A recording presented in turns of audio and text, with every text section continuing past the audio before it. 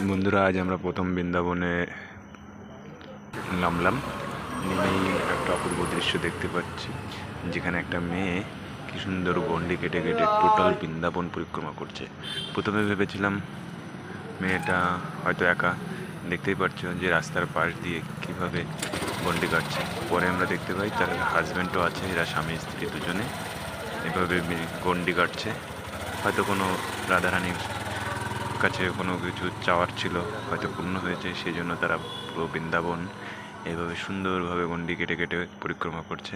তোমাদেরও দেখাচ্ছি, এরকম হাজারো লোক শরণার্থী দর্শনার্থী তারা প্রতিদিন এরকম গন্ডি কাটে দর্শনে যায়।